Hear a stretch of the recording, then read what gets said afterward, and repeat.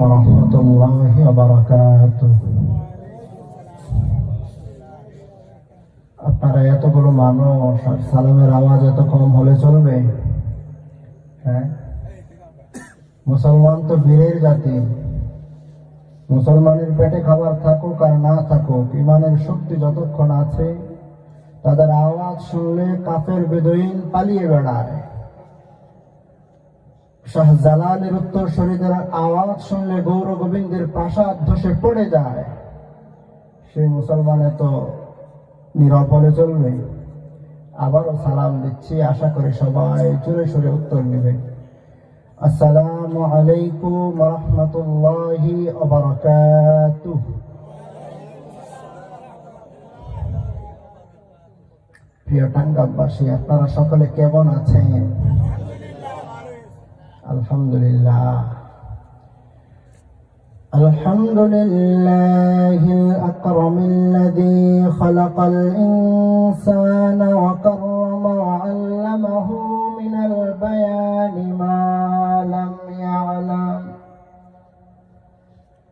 فسبحان الذي لا يحصى امتنانه باللسان ولا بالقلم، ونشهد أن لا إله إلا الله وحده لا شريك له،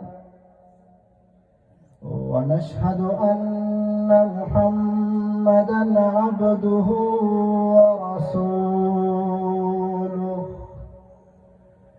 أرسله بالحق بشيرًا ونذيرًا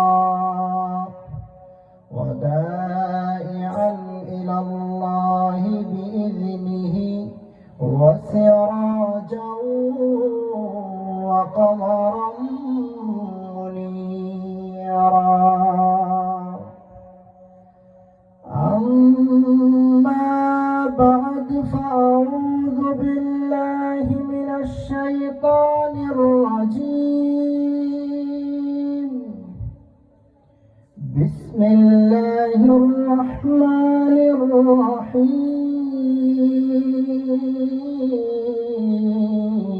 الرحيم.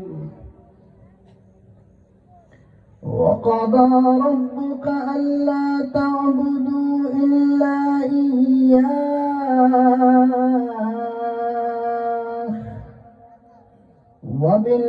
وبالوالدين إحسانا، إما يبلغن عندك الكبر أحدهما أو كلاهما فلا تقل لهما أف ولا تنهرهما وقل لهما قولا كريما.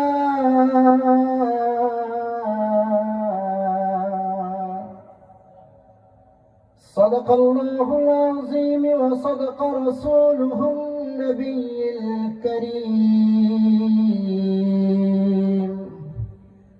সবাই দুরূদ শরীফ পড়ি। আল্লাহুম্মা সাল্লি আলা মুহাম্মাদিন ওয়া আলা আলি মুহাম্মাদ কামা সাল্লাইতা আলা ইব্রাহিম ওয়া আলা আলি ইব্রাহিম ইন্নাকা হামিদুম মাজিদ।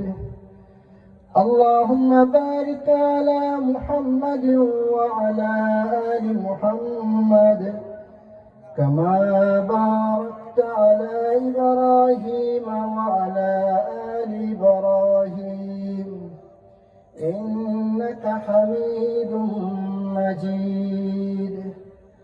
سبحانك لا علم لنا إلا ما علمتنا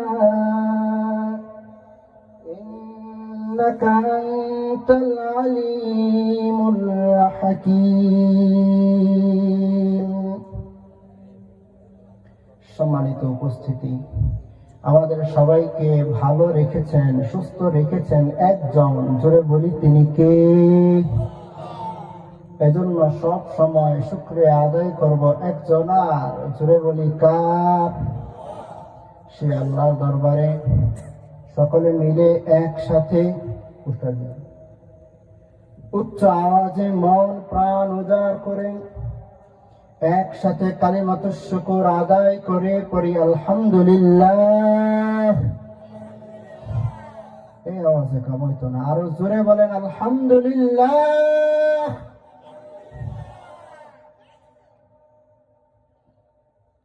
আলোচনার শুরুতেই দুরূদ ও সালাম প্যারে নবী মুহাম্মদুর রাসূলুল্লাহ, যিনি ছিলেন as a father, as a teacher, as a leader, as a lawmaker, as a lawgiver, as a reformer of the society.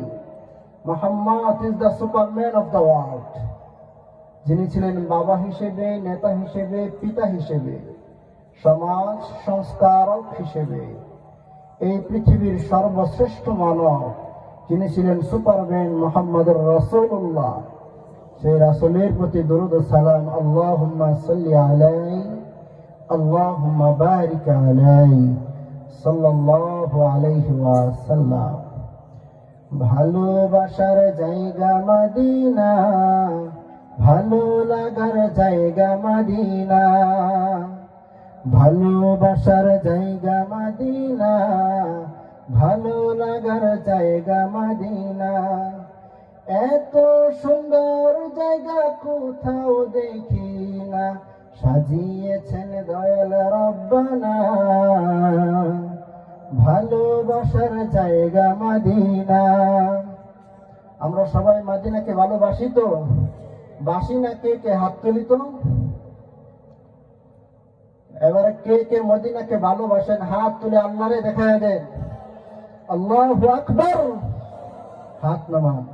আল্লাহ সবাইকে মদিনা যাওয়ার তৌফিক দিন করি, আমিন। মদিনার নবীর দিদার রাতের স্বপ্ন যুগে আমাদেরকে আল্লাহ নসিব করুন, সবাই করি আমিন। আপনাদেরকে একটু একটা কষ্ট দিতে চাই। অনেক মুরব্বীরা বসছেন, কষ্ট করে জায়গাটারে গরমও বানাইছেন, একটু কষ্ট করে মেহেরবানি করে আপনারা সবাই একটু সামনে চলে আসবেন, পারবেন না ইনশাআল্লাহ? সবাই একটু কষ্ট করে। তো মাশাআল্লাহ, আল্লাহ যারা যারা এই সামনের দিকে চলে আসছে প্রত্যেকটা মানুষের প্রতিটা কদমে কদমে আপনি হাজার করে নাকি বরাদ্দ দিয়ে দিন। আমাদের চেয়ারে যারা আছেন একেবারে অচল ছাড়া, তাকে সবাইকে একটু আহ্বান করব, সবাই মেহেরবানি করে একটু সামনে চলে আসেন। এই তো মাশাআল্লাহ আমার ভাইরা, আল্লাহ তাদেরকে ইসলামের জন্য কবুল আর মঞ্জুর করুন, সবাই পড়ি আমিন। পিছনের ভাইরা তারা বোধহয় রাগ করছে না, একেবারে বেশি রাগ করছে নাকি? সবাই একটু সামনের চারটা পুরো করে বসি।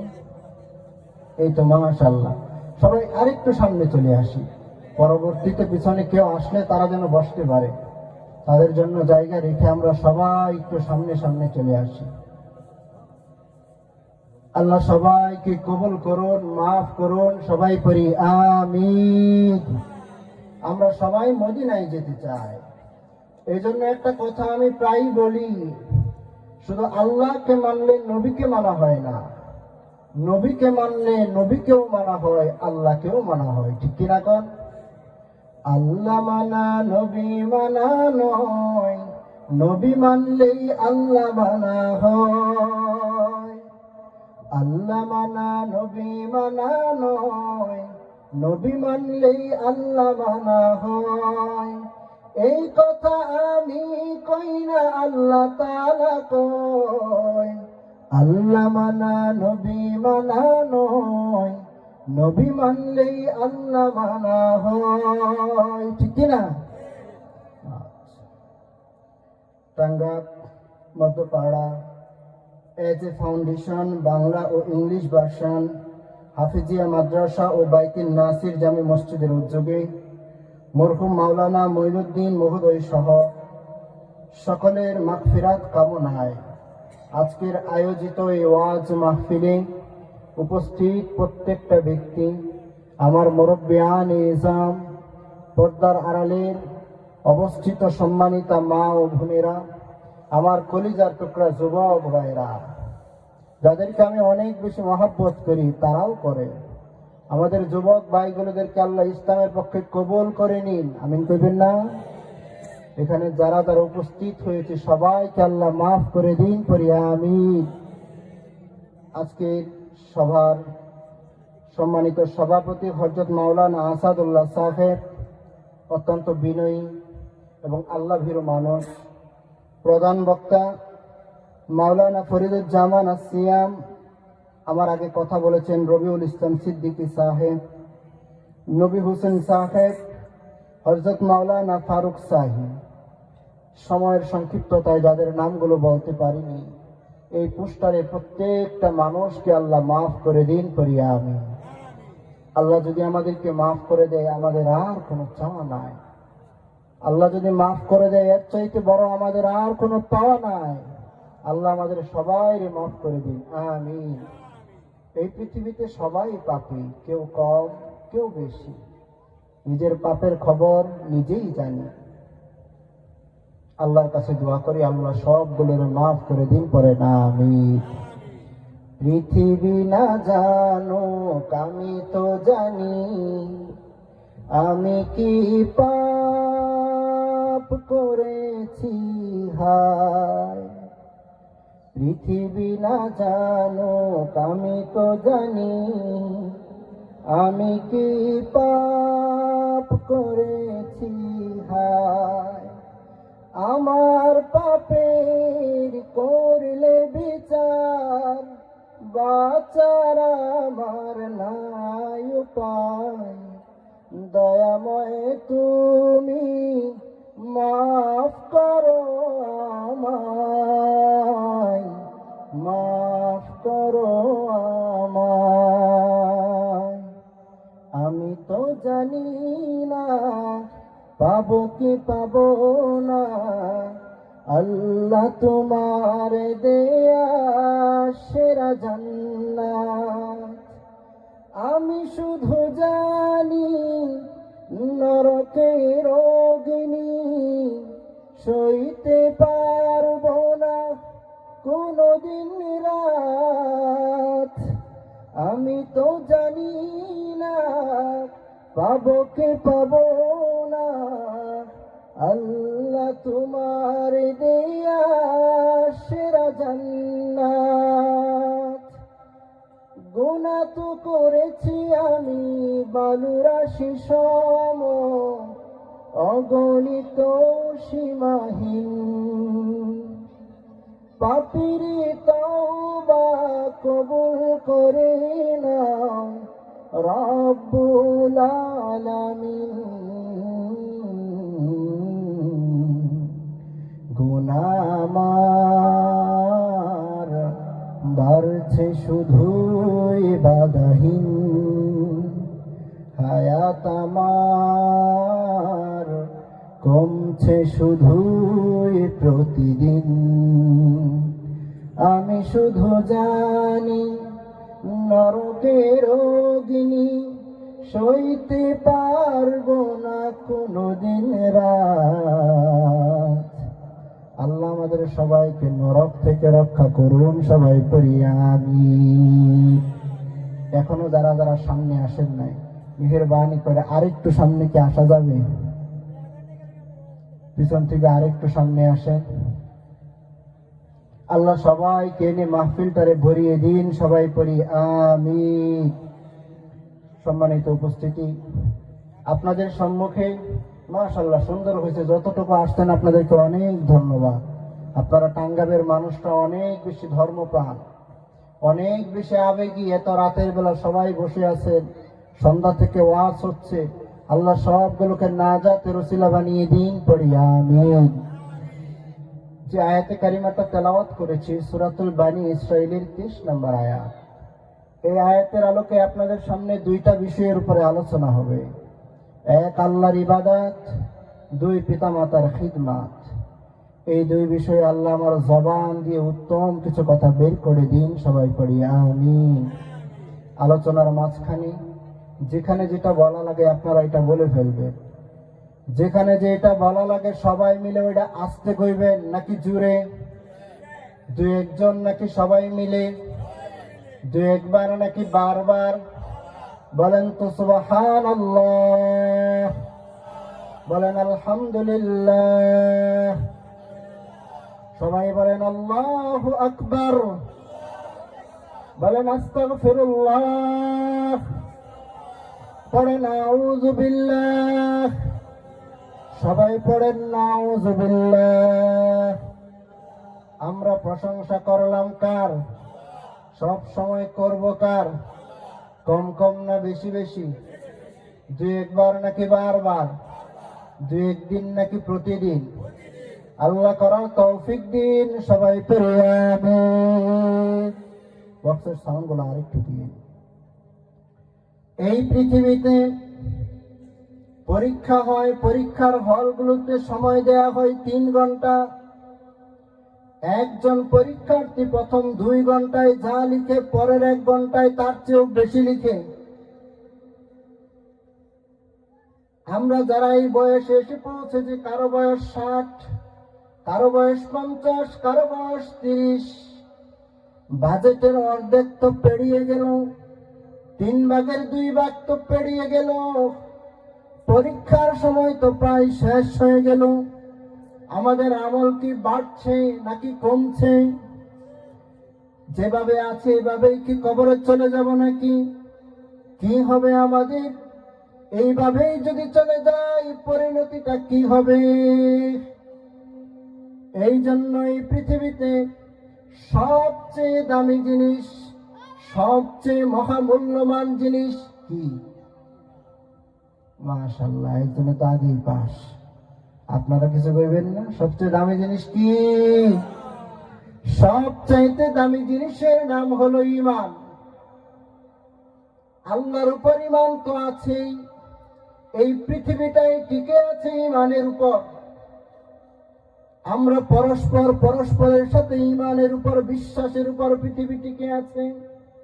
যদি বিশ্বাস পরস্পরের ভিতরে না থাকে, এই পৃথিবী 1 ঘন্টার ভিতরেই শেষ হয়ে যাবে। দোকানদারের থেকে আমরা পণ্য কিনি, বাজার কিনি, আলু পটল ক্রয় করি। দোকানদার আমাদেরকে আগে মালামাল দেয়, তারপরে টাকা দেয়। দোকানদার যদি চিন্তা করতো ওকে মাল দেওয়ার পর মাল নিয়ে দিবে দূর, কিন্তু দোকানদার বিশ্বাস করে না না না, আমার ক্রেতাটা মাল নিয়ে দৌড়ে পালাবে না। আমার ক্রেতার কাছে মাল দেওয়ার পর সে আমার টাকাটা পরিশোধ করে তারপরেই যাবে। এই ঈমান তার আছে। ঈমান যদি না থাকতো দুনিয়ার সব ব্যবসা বাণিজ্য বন্ধ হয়ে যেত। ডাক্তার আপনাকে ওষুধ লিখে দেয়, ওষুধগুলো আপনি সেবন করেন। আপনি যদি চিন্তা করতেন ডাক্তারের ওষুধ খাওয়ার পর আমি আরো আগে মরমু, আরো আগে স্ট্রোক করবো, দুনিয়ার কোন মানুষ ডাক্তারের ওষুধ খেতে পারতো না। সব মানুষ ডাক্তারের উপর ঈমান রাখে। ডাক্তার যেটা লিখে দিয়েছে ওইটার ভিতরেই কল্যাণ হবে, ওইটা দিয়ে আমার অসুখ সারবে। এই ঈমান থাকার কারণে দুনিয়াতে ডাক্তার আর রোগীর বিজনেস চলে। স্বামী স্ত্রী, নতুন একটা যুবক একটা যুবতী মাইয়াকে বিয়ে করে। প্রথম দিন বাসর ঘরে অপরিচিত এক মাইয়ার সাথে এক ঘরে এক বিছানায় শুয়েছে। যদি চিন্তা করতো এই মাইয়ারে চিনি না, কোথা থেকে আসলো, এত রাতের বেলা আমার গলা জবাই দিয়ে চলেও যেতে পারে, এত বালিশ চাপা দিয়ে মেরেও ফেলতে পারে, কিন্তু না, স্বামীর বিশ্বাস আছে এইরকম করবে না, তাকে বিয়ে করে নিয়ে এসেছি। এই বিশ্বাস যদি না থাকতো, এই ঈমান যদি না থাকতো, কোন মানুষ পৃথিবীতে সংসার করতে পারতো না, ঠিক কিনা? এটা তো পরের কথা। আপনি যাকে বাবা ডাকেন, যাকে মা ডাকেন, যাকে আব্বু বলে ডাক দেন, আম্মু বলে ডাক দেন, আপনার বাবা যে আসলে আপনার বাবা এর কোনো প্রমাণ আছে? কোন ডকুমেন্ট আছে? আপনার মা যে আসলেই মা এর কোনো প্রমাণ আছে নাকি? দুনিয়ার মানুষ বলেছে এটা তোমার মা, মানুষ জানিয়েছে এটা তোমার বাবা, আমরাও প্রমাণ ছাড়াই বিশ্বাস করলাম। বিশ্বাস করে করে তাদেরকে আব্বু ডাকতে শুরু করলাম আর আম্মু ডাকতে শুরু করলাম। এই বিশ্বাস যদি না থাকতো, পৃথিবীটা 1 ঘন্টা সময় লাগতো ধ্বংস হয়ে যাওয়ার জন্য। এই পৃথিবীতে দুই শ্রেণীর মানুষ আছে, এক আস্তিক আর এক নাস্তিক। যেই মানুষগুলো নাস্তিক, যেই মানুষগুলো আল্লাহকে মানে না, এই যে বিশ্বাসের কথাগুলো বললাম, এর ভিতরে সবচাইতে দামি বিশ্বাস, সবচাইতে শ্রেষ্ঠ বিশ্বাস হলো রব্বুল আলামিন আমার মালিক, তিনি সবকিছুর সৃষ্টিকর্তা। এই বিশ্বাসটা অন্তরের ভিতরে পোষণ করা।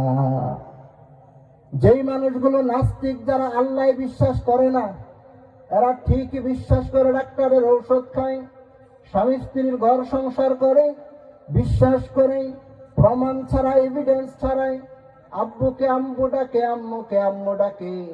কিন্তু সমস্যা হলো শুধু রব্বুল আলামিনের বেলায় তারা বলে যেটাকে দেখি না ওইটাকে স্রষ্টা হিসাবে মানি না। ইমানের জন্য অনেকের মনে সন্দেহ হয় না? যেই মানুষগুলো ইমান এনেছে তারপরেও মাঝে মাঝে সন্দেহ জাগে, আসলে কি আল্লাহ আছেন? সত্যি কি আছে? আরে আছে। তারপরে মাঝে মাঝে আবার চিন্তা দেখে আসলে কি আছেন? সন্দেহ জাগে না আপনাদের মাঝে মাঝে? কেমনে আছে? এক সাহাবা রাসূলের কাছে এসে বলছি, ইয়া রাসূলুল্লাহ, আমার মাঝে মাঝে আল্লাহকে নিয়ে অনেক কুচিন্তা আসে মাথায়, মাঝে মাঝে আল্লাহকে নিয়ে অনেক বিভ্রান্তিকর চিন্তা আসে, আমি কি করব ইয়া রাসূলুল্লাহ? রাসূল তখন তাকে বললেন, তোমার অন্তরে যে আল্লাহকে নিয়ে কুচিন্তা মাঝে মাঝে আসে, নিজেকে সংযত করো, এর মানেই হলো তোমার ভিতরে ঈমান আছে। আর এই কারণে শয়তান তোমার মনের ভিতরে ওয়াসওয়াসা দেয়, তোমাকে ভুল বোঝাতে চায়। যে গাছে বড়ই আছে ওই গাছে মানুষ ডিল ছোড়ে, যে গাছে আম আছে ওই গাছে মানুষ ডিল ছোড়ে, যেই গাছে পেয়ারা নাই, বড়ই নাই, আম নাই, ওই গাছে কোনো মানুষ ডিল ছোড়ে না। যে হৃদয়ের ভিতরে ঈমান আছে ওই হৃদয়ের ভিতরে শয়তান মাঝে মাঝে সন্দেহ সৃষ্টি করতে চায়। আপনার যদি কখনো কখনো সন্দেহ হয়, আপনি বুঝবেন যে আপনার ভিতরে ঈমান আছে, ঈমান নাই এমন না। আপনার ভিতরে ঈমান আছে, এটা হলো ঈমানের প্রথম ধাপ। দ্বিতীয় ধাপ হলো ঈমানটাকে চূড়ান্ত পর্যায়ে নেয়া, এই সন্দেহটাকে বিশ্বাসে পরিণত করা। কিছুদিন আগে শায়েখ আহমদুল্লাহকে এক ব্যক্তি মাহফিলে প্রশ্ন করেছিল, হুজুর, আল্লাহ যে আছেন এর একটা প্রমাণ দিবে, তবে কোরআন দিয়ে দিলে হবে না, কারণ এটা তো তারই কথা। তিনি চমৎকার একটা উত্তর দিয়েছেন, আল্লাহ যে আছেন এইটার প্রমাণ হলেন আপনি নিজেই, আপনার নিজের অস্তিত্ব এইটার প্রমাণ।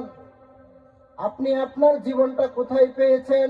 ফেসবুক থেকে ডাউনলোড দিছেন, ইউটিউব থেকে ডাউনলোড দিছেন, কোথায় পেয়েছেন? কে আপনাকে পাঠিয়েছে? কে আপনাকে ক্রিয়েট করেছে? কে আপনাকে দুনিয়ায় পাঠালো? যে মানুষটা পাঠালো তিনি তো সবকিছুর স্রষ্টা। এই কথা তো আল্লাহ রাব্বুল আলামিন কোরআনুল কারীমের ভিতরেই বলে দিয়েছেন। সূরা যারিয়াতের 21 নম্বর আয়াত রব্বুল আলামিন বলেন, ওয়া ফি আনফুসিকুম আফালা তুবসিরুন।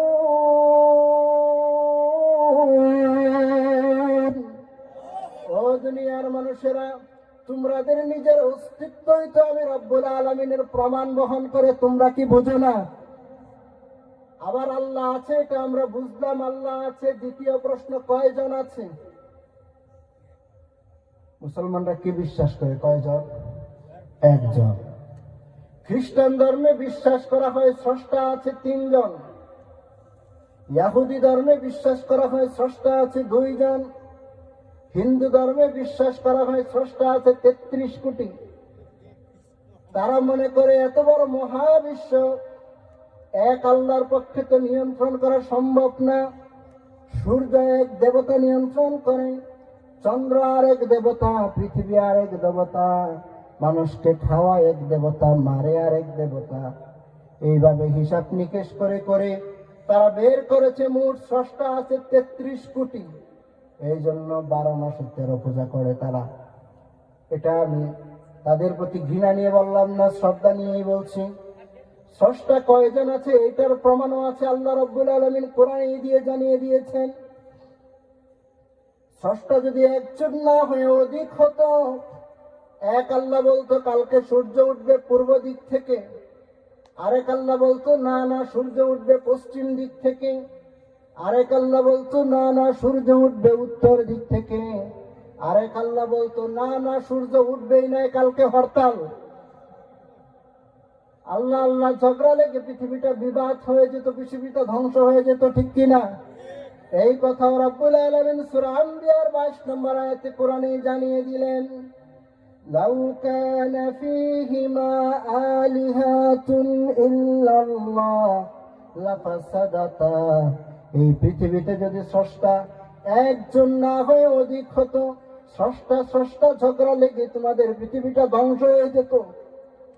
ধ্বংস যেহেতু হয় না, সুতরাং বোঝা গেল স্রষ্টা অধিক না, স্রষ্টা আছে একজন, তিনি কে? ইরাকের কুফা নগরীতে একজন নাস্তিক ছিল, নাস্তিক মুলহিদ মাজুসি। সে বলে বেড়াতো, আমি স্রষ্টায় বিশ্বাস করি না, কারণ স্রষ্টা দেখা যায় না। ইরাকের সাধারণ মানুষেরা তাকে বলল, আমাদের একজন ইমাম আছে, নাম নোমান ইবনে সাবেত, নাম নোমান ইবনে সাবেত, যাকে আমরা ইমামে আজম আবু হানিফা নামে চিনি। তারা বলল, আমাদের একজন ইমাম আছে, তুমি তো স্রষ্টা দেখো না, আমাদের ইমাম তোমার স্রষ্টা দেখায় দিবে। নাস্তিক বলল, ডাকে তারে ডাকো। তাকে ডাকা হলো, কথা হলো। আগামী শুক্রবার ডেট নির্ধারণ করা হলো। ইমাম আবু হানিফা নাস্তিককে স্রষ্টার অস্তিত্বের প্রমাণ দেখাবেন, আর স্রষ্টার অস্তিত্বের বিরুদ্ধে প্রমাণ দেখাবে ওই নাস্তিক। ইমাম আবু হানিফা স্রষ্টার পক্ষে, নাস্তিক বিরুদ্ধে। ইমাম আবু হানিফা পক্ষে, নাস্তিক বিরুদ্ধে ডিবেট হবে, বিতর্ক হবে, দেখা যাবে কে জিতে। দিন পেরিয়ে ক্ষণ আসলো, দিনের পরে দিন, শুক্রবার চলে আসলো। বাদ জুমা বিশাল ময়দানে কুফা নগরীতে হাজার হাজার মানুষ জমায়েত হয়েছে। কে জিতে দেখার জন্য হাজার হাজার মানুষ একত্রিত হয়েছে। নাস্তিকও আসছে, আসে নাই শুধু ইমাম আবু হানিফা। দীর্ঘ 2 ঘন্টা 3 ঘন্টা পরে ইমাম আবু হানিফা ময়দানের ভিতরে উপস্থিত হলেন। নাস্তিক ইমাম আবু হানিফাকে দেখেই বলে, যেই লোকের সময়ের জ্ঞান নাই তার সাথে কোনো কথাই নাই।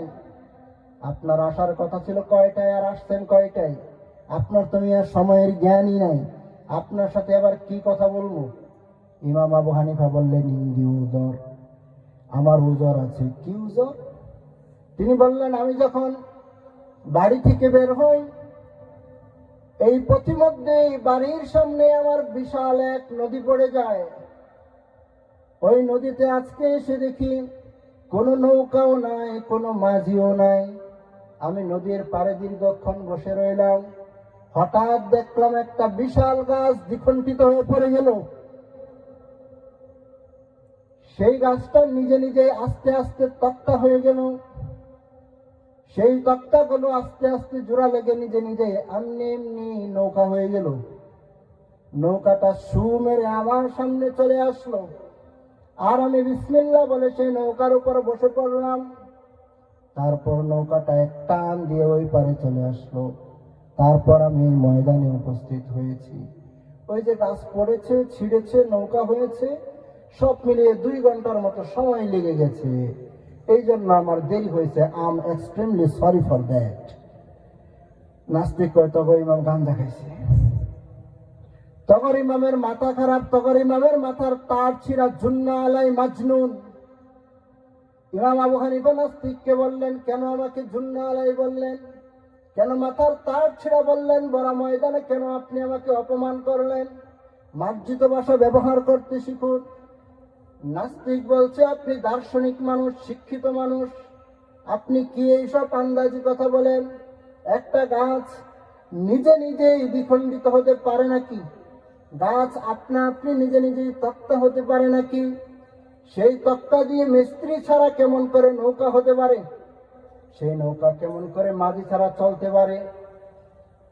ইমাম আবু হানিফা বললেন, এই তো আপনি লাইনে আসছেন, এই তো আপনি লাইনে আসছেন, আপনার লাইনে আনার জন্য তো এত গল্প আমি মিট করলাম, এই তো লাইনে আছি, আপনার কথাই ধরে নিলাম।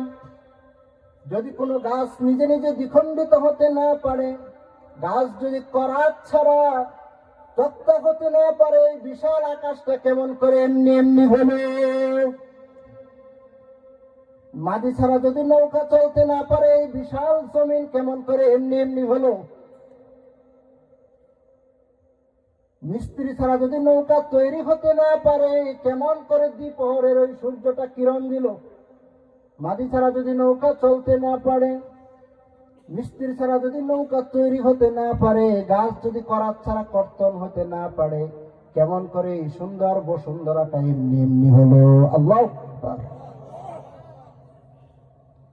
নাস্তিক তখন বলে, আসলেই তো আমি উল্লুক্কা পাঠা, আসলেই তো আমি হাজারান নির্বুত, আমার মাথায় তো কিছু নাই, এমন করে তো কখনো চিন্তা করে দেখি নাই, আসলেই তো এইগুলো এমনি এমনি হওয়া সম্ভব না, সবকিছুরই যেমন স্রষ্টা থাকে, এই মাইকটা একজন সৃষ্টি করেছে, চাদরটাও একজন সৃষ্টি করেছে, এই মহাবিশ্বটা তাহলে কেমন করে আপনা আপনি হয়ে গেল?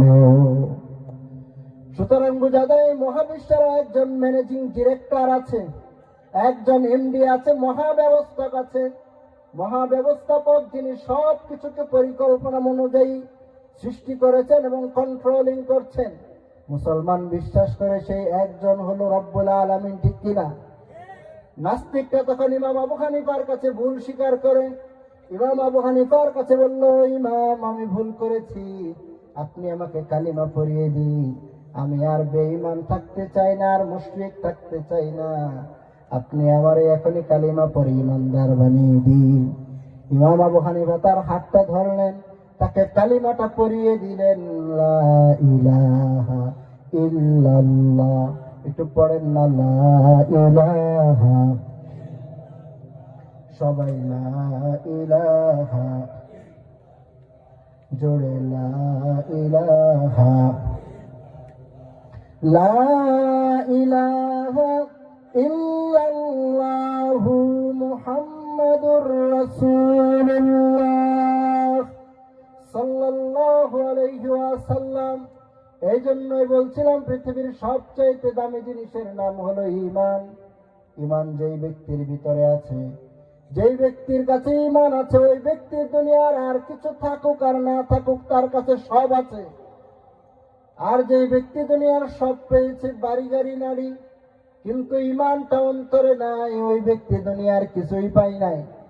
এই জন্য আমরা ঈমান নিয়ে দুনিয়া থেকে মরতে চাই। আল্লাহ তৌফিক দিন, পড়ি আমিন। ঈমানের পথে অবিচল থেকে আমার মরণ যেন হয়, ঈমানের পথে অবিচল থেকে আমার মরণ যেন হয়, তোমারই কাছে মিনতি আমার, তোমারই কাছে মিনতি আমার, মহামহিম দয়াময়, ঈমানের পথে অবিচল থেকে আমার মরণ যেন হয়। আমিন করবেন না? এই ঈমানের দৌলত যার ভিতরে আছে, ঈমানের বল যার ভিতরে আছে, ওই ব্যক্তির পেটে খাবার না থাকলেও কথায় জোর আছে, ঠিক কিনা? যেই ব্যক্তির ভিতরে ঈমান আছে, ওই ব্যক্তি কখনো বাতিলের সাথে আপোষ করতে পারে না। যেই ব্যক্তির ভিতরে ঈমান আছে, ঈমানের তেজ আছে, ওই ব্যক্তি কখনো হিন্দুস্তানকে ভয় পেতে পারে না। যেই ব্যক্তির ভিতরে ঈমান আছে, ওই ব্যক্তি আল্লামা সাইদির মতো ফাঁসির রশি গলায় নিবে, তবু ঈমান ছাড়বে না। ডক্টর মিজানুর রহমান আজাহারির মতো দেশ ছেড়ে চলে যাবে, তবুও ঈমান ছেড়ে দিবে না। যেই ব্যক্তির ভিতরে ঈমান আছে, ওই ব্যক্তি সিংহের মতো 1 ঘন্টা বেঁচে থাকবে, কিন্তু বিড়ালের মতো 500 বছর বাঁচতে চাইবে না। ঈমানদার ব্যক্তিগুলো উসমান হাদির মতো মাথায় বুলেট সহ্য করবে, কিন্তু ঈমান ছাড়বে না। দেশের পক্ষে কথা বলা থেকে বিরত থাকতে পারবে না। এর নাম তো হলো ঈমানের শক্তি, এর নাম তো হলো ঈমানের বলে বলিয়া। উসমান হাদি ছিলেন না? কয়েকদিন আগে সে মারা গেছে। কেমনে মারা গেল? গুলির আঘাতে। কারা করেছে? যারা বাংলাদেশ বিরোধী, যারা ঈমান বিরোধী, যারা ইমানের শক্তিতে বিশ্বাস করে না, তাদের গুলিতে উসমান হাদির মৃত্যু হয়েছে, ঠিক কিনা কর? আল্লাহ পাক রব্বুল আলামিন এক উসমান হাদির রক্ত থেকে লক্ষ উসমান হাদি পয়দা করে দিবেন। এক উসমান হাদি শেষ মানে বাংলাদেশের সব উসমান হাদি শেষ, এরকম নয়। এক উসমান হাদির রক্ত থেকে লক্ষ হাদি তৈরি করে দিবেন একজন। জুড়ে বলি তিনি কে? সে আল্লাহ রব্বুল আলামিন বাংলাদেশটাকে ঈমান দিয়ে ভরপুর করে দিন পরে আমিন। ঈমানের আইনগুলোকে সংসদে বাস্তবায়ন করে দিন, সবাই পড়ি আমিন। ঈমানের শক্তি দিয়ে আমরা সমাজটাকে সাজাতে চাই, রাষ্ট্রটাকে সাজাতে চাই, সংসদ ভবনকেও সাজাতে চাই, ঠিক কিনা? একজন ইমানদার ব্যক্তির জীবনের সবচাইতে বড় চাওয়া হলো একটাই, যতদিন বাঁচব ঈমানের উপর অটল থাকবো, ঠিক কিনা? একটু গরম কথা বলছি, রাগ করছেন? যে ব্যক্তির ভিতরে ঈমান আছে, ওই ব্যক্তি যদি অন্যায়ের প্রতিবাদী করতে না পারে, ওই ব্যক্তি কিসের ইমানদার? যেই ব্যক্তির ভিতরে ঈমান আছে, ওই ব্যক্তি তো অন্যায় দেখলে নত হয়ে থাকতে পারবে না, ওই ব্যক্তি তো বিপ্লবী হবেই হবে। ওই ব্যক্তি হয়ে যাবে বাংলাদেশের দ্বিতীয় উসমান হাদি, ওই ব্যক্তি তো হয়ে যাবে কাজী নজরুল ইসলাম, ঠিক কিনা? যে ব্যক্তির ভিতরে ঈমান নাই, যে ব্যক্তির ভিতরে অন্যায়ের বাধা নাই, ঈমানের স্পিরিট নাই, ওই ব্যক্তির ঈমানকে তো আর ঈমান বলা যায় না, ঠিক কিনা বাবা? যে ঈমান প্রয়োজনে জ্বলে ওঠে না, যে ঈমান সত্য নেই কথা বলে না, যে ঈমান প্রয়োজনে জ্বলে ওঠে না, যে ঈমান সত্য নেই কথা বলে না, যে ঈমান অন্তরে নাই, যে ঈমান অন্তরে নাই, মুখে শুধু কথার কলি, কি করে তারে বলো ঈমান বলি, কি করে তারে বলো ঈমান বলি, কি করে তারে বলো ঈমান বলি। যে ঈমান দিন কায়েমের আন্দোলনের ধার ধারে না, যে ঈমান লিবাস নারী কোরআন হাদিস তাও করে না, যে ঈমান খাজার নামে মাজার গড়ে ফুলুস কামায়, যে ঈমান শিরকিয়াতের আমল করে ভীত না হয়, যে ঈমান ভুলে নাস্তিকতার মঞ্চে উঠে, যে ঈমান দেখে না যে ফিলিস্তিনে ভাইরা মরে, যে ঈমান ময়দানে নাই, যে ঈমান অন্তরে নাই, মুখে শুধু ফাঁকা বলি, কি করে তারে বলো ঈমান বলি, কি করে তারে বলো ঈমান বলি, কি করে তারে বলো ঈমান বলি, ঠিক না? এই ঈমান ভুলে দেখবেন অনেক মানুষ ঈমান আছে, ঈমান থাকার পরেও নাস্তিকের সাথে আপোষ করে। অনেক মানুষ ঈমান থাকার পরেও কাফের মুশরিকদের পদাঙ্ক অনুসরণ করে। অনেক আলেমরাও আছে, এই কথা বলতে গিয়ে কলিজা ছিঁড়ে যায়। অনেক আলেমরাও আছে যারা ঈমান থাকার পরেও ঈমানের মর্যাদা রাখে না। এরকম ওয়াজের মাঠে আসার জন্য আগেই বলে 70,000, আগেই বলে 1,30,000, আগেই বলে 70,000 টাকা না দিলে গাড়ির চাকা ঘুরবে না। ওয়াজে ওঠার আগে দেওয়া লাগবে অ্যাডভান্স, আছে না বাবা? অনেকে আছে দেখবেন সত্য কথাটা বলে না, মসজিদের ইমাম মসজিদের খতিব হওয়ার পরেও সত্য কথা ঠিক মতো বলে না। অনেক আলেম আছে দেখবেন নিজের দোষ তার চোখে নাই, সব শুধু অন্যের দোষ, অন্যের দোষ ধরে ধরে বেড়ায়, অথচ নিজেরটা খবরই নাই। আবার কিছু দেখবেন এমনও আছে মাদ্রাসায় কালেকশন করে, কিছু যায় মাদ্রাসায়, কিছু যায় পকেটে, আছে না বাবা? এইরকম ইমানদার, এইরকম মুসলমান কি এইরকম আলেম কি আলেম নাকি জালেম? যে আলেম কয় না কথা দেশের তরে, সমাজ থেকে পালিয়ে দূরে, কোরআন কিতাব পুঞ্জি করে, একলা নিজের ধান্দা করে রাত্রি দিন। যে আলেম খুঁজ রাখে না পাশের ঘরে, না খেয়ে কার জীবন ছড়ে, হাদিয়া পেয়ে আয়েশ করে, দাওয়াত খেয়ে উদর ভরে, ভাবনাহীন ভাবনাহীন, সে আলেম মস্ত জালেম, সে আলেম মস্ত জালেম, সে আলেম মস্ত জালেম, সে আলেম মস্ত জালেম। যে আলেম খতিব হয়েও খুদার ঘরে, সত্য কথা কয় না ডরে, চাকরি বেতন ভাতার টানে, প্রভাবশালীর হুকুম মানে, চোখ বুঝে চোখ বুঝে। যে আলেম যাত্রা পালার পোশাক পরে, টিভির চেয়ার দখল করে, এলেম কালাম নেই ভিতরে, মন গড়া সব বয়ান করে, মুখ ভরে। সে আলেম ভণ্ড আলেম, সে আলেম নষ্ট আলেম, সে আলেম ভণ্ড আলেম, সে আলেম নষ্ট আলেম, ঠিক কিনা? যে আলেম চোখ দুটো তার উল্টা করে, অন্য লোকের ভুলটা ধরে, অন্য সবার ভুলের পাহাড় নিজের গলা একটুও তার নেই ভাবে।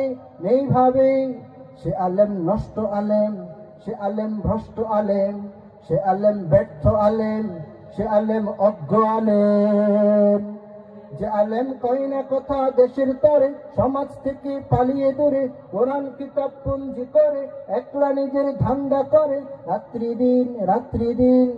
যে আলেম খুঁজ রাখে না পাশের ঘরে, না খেয়ে কার জীবন জড়ে, হাদিয়া পেয়ে আয়েশ করে, ভাবনাহীন, সে আলেম মস্ত জালেম, সে আলেম মস্ত জালেম, সে আলেম মস্ত জালেম, সে আলেম মস্ত জালেম। আল্লাহ এরকম আলেমদেরকে হেদায়েত দেন, পড়ি আমিন।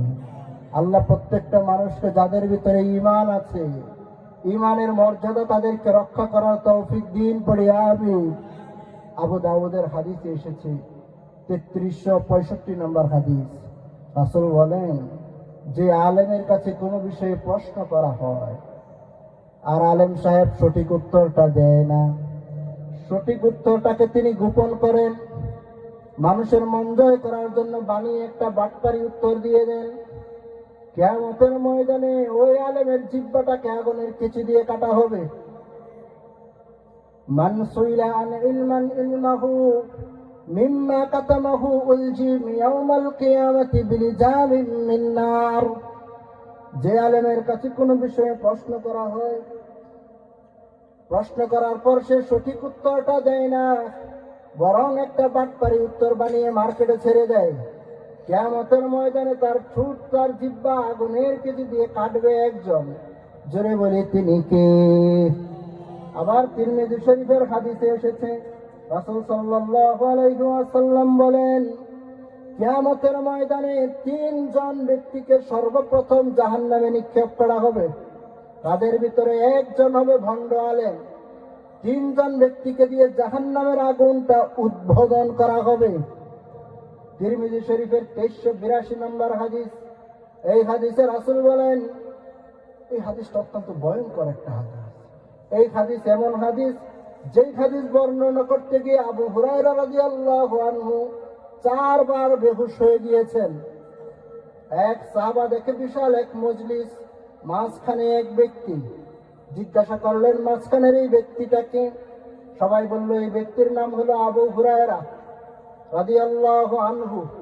তিনি আবু হুরায়রার কাছে গেলেন, গিয়ে বললেন, ও আবু হুরায়রা, আপনি আমাকে এমন একটা হাদিস বলেন, যেই হাদিস রাসূল সাল্লাল্লাহু আলাইহি ওয়াসাল্লাম আপনাকে বলেছেন, আপনি শুনেছেন, তারপর বুঝেছেন, ভালো করে বুঝেছেন, তারপর মেনেছেন, এমন একটা হাদিস আপনি আমারে শোনান।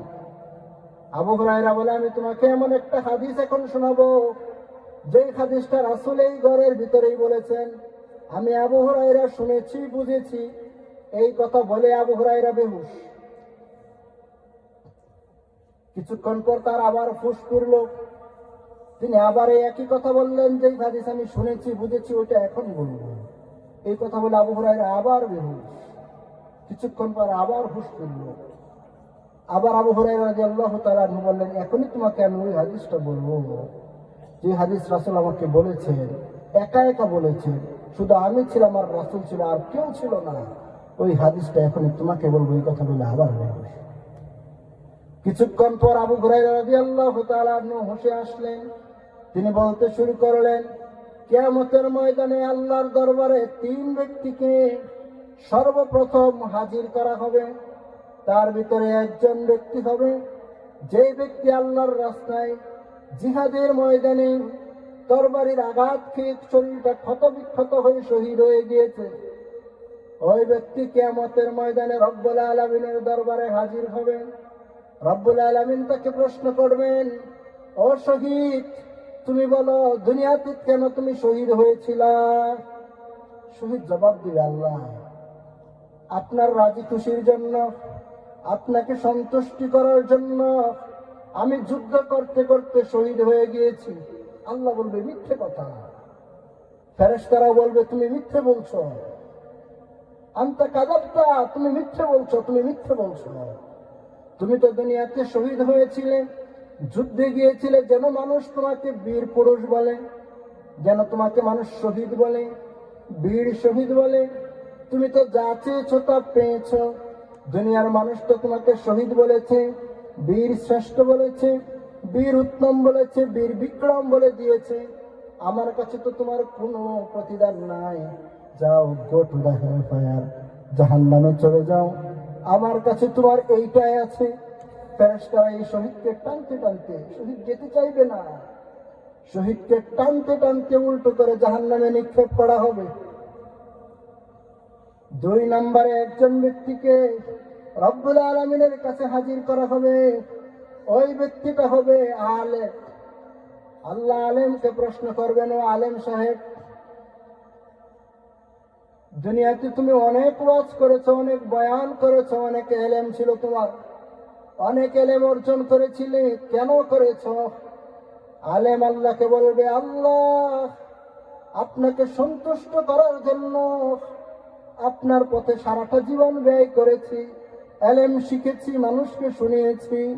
রব্বুল আলামিন আলেমের মুখের উপর বলে দিবেন তুমি মিথ্যে বলছো।